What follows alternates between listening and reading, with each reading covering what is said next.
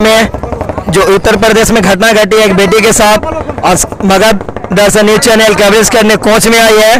देखिए सरकार के प्रति और कुशासन के प्रति जनता में क्या आक्रोश है, लोगों के बीच क्या आक्रोश है। चलिए कुछ लोगों से पूछते हैं क्या आक्रोश है इन लोगों के बीच। ये जो हमारी बहन बेटियां हैं उनके साथ रेप हो रहा है, उनका मर्डर हो रहा है, इसके प्रति आप लोग का क्या कहना है? देखिए जन आक्रोश तो इतना है कि ये जन आक्रोश तख्ता पलट दे सकती है। और तख्ता इसलिए पलट दे सकती है क्योंकि हमारे समाज को एक साफ सुथरी सरकार चाहिए। एक ऐसी सरकार चाहिए जो हमारी बहू बेटियों को इज्जत को बचाए। एक ऐसी सरकार नहीं चाहिए कि एक गरीब दलित की बेटी का रेप होता है और वो सरकार उस जो रेपिस्टों को संरक्षण दे। तो आज विगत दिनों में जो घटना हुई है वो घटना, मैं एक इंसान के नाते ये कहूँगा कि ये घटना एक 1.25 करोड़ देशवासियों की मानसिक स्थिति पर भारी चोट की है। कह सकता हूँ तो मानवता के नाम पे तार तार हुआ है।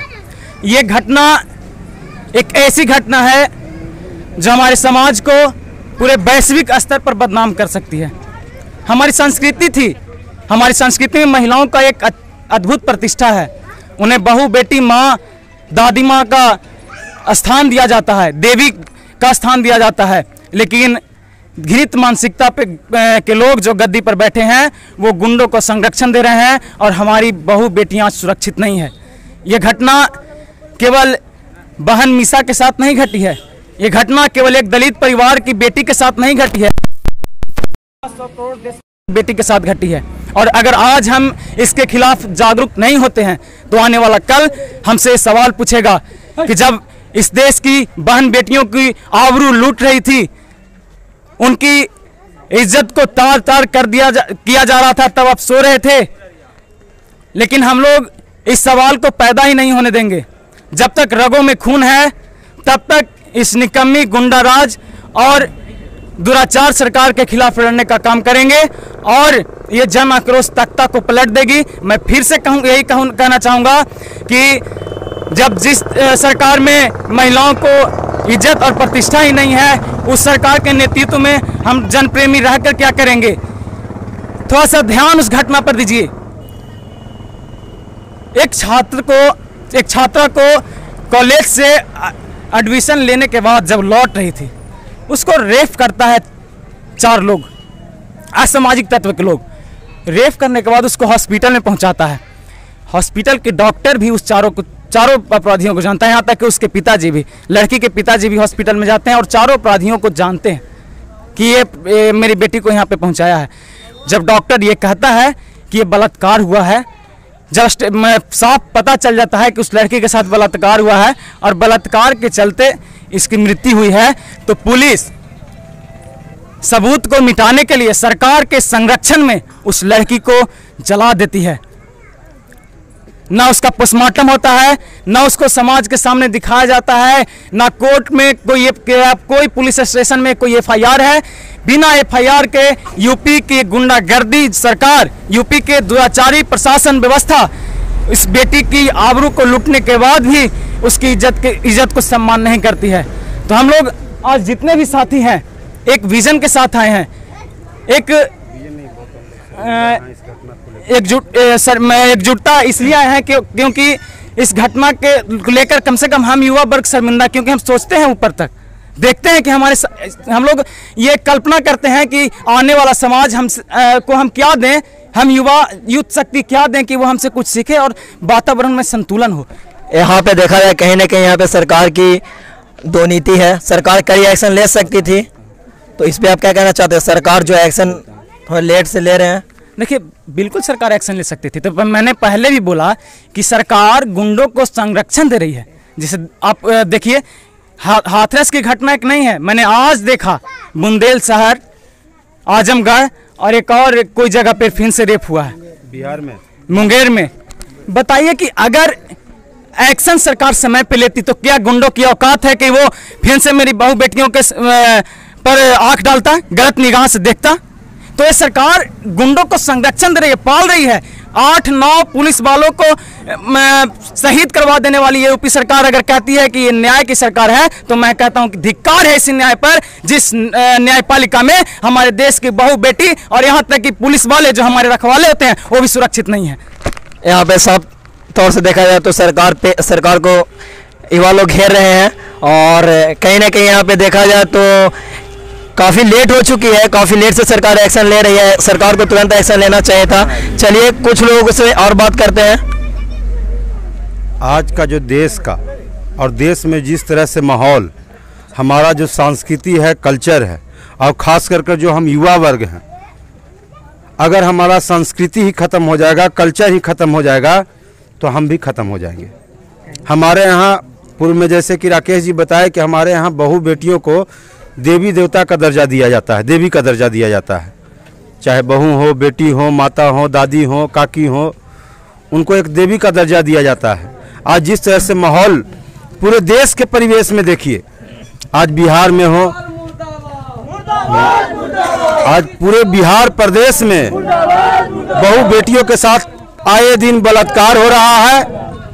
यूपी की घटना देखिए, यूपी के घटना देखने के लिए ही नहीं बल्कि पूरे हिंदुस्तान के युवाओं को एक सोचने की जरूरत है कि जो आज देश में न्यायपालिका बिल्कुल मर चुकी है।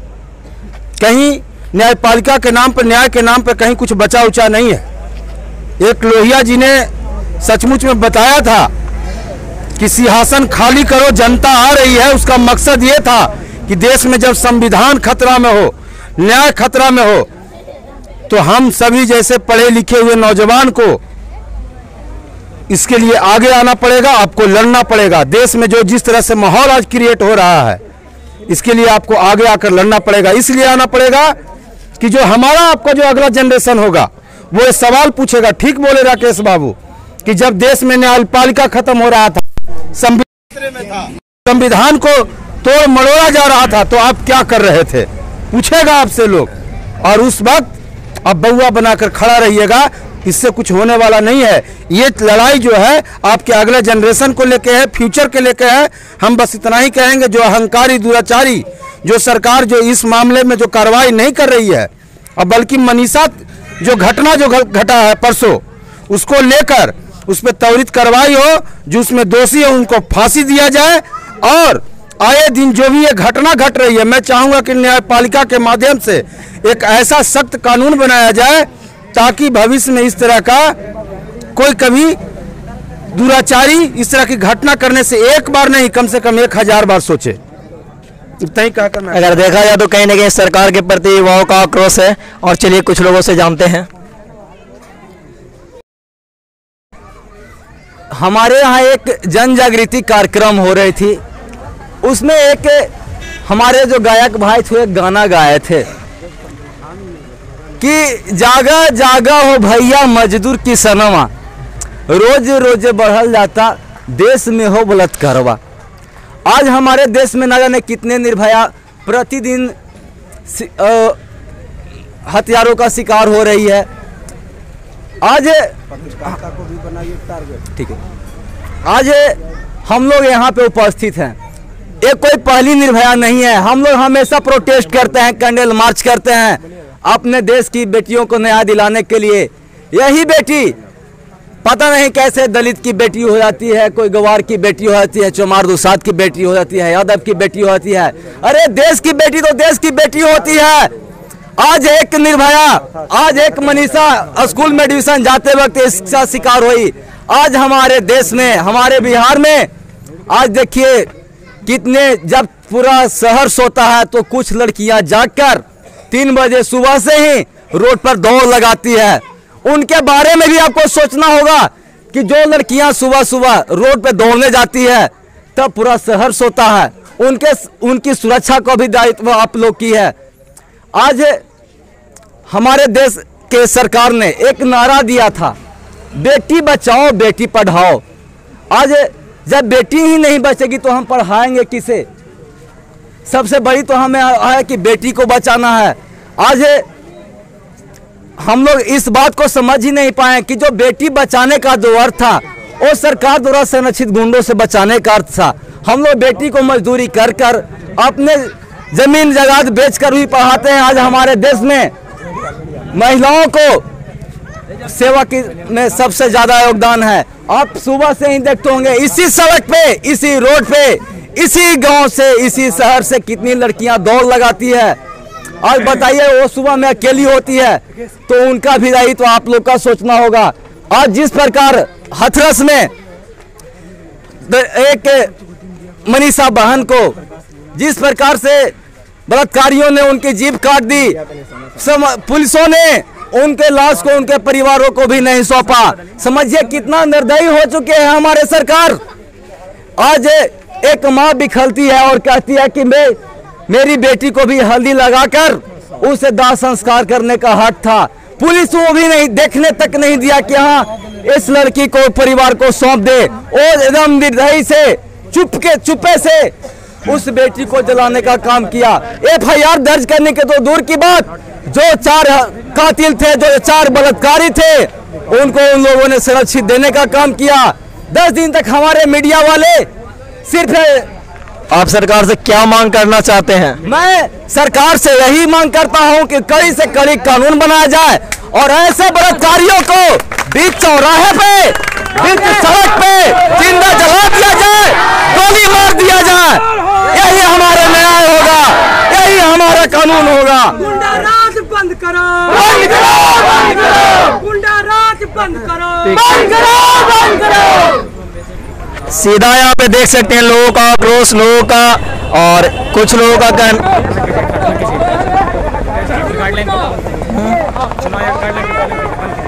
अच्छा 1 मिनट, जितने भाई मोमबत्ती लिए हुए हैं वो सारे कैंडल लेकर यहाँ पे सभी चारों तरफ से और कुछ नीचे भी सब लोग चिपका दें। एक एक कर शांति से आए, सभी को करना है, सभी को करना है, शांति से आइए। व्यंजन भैया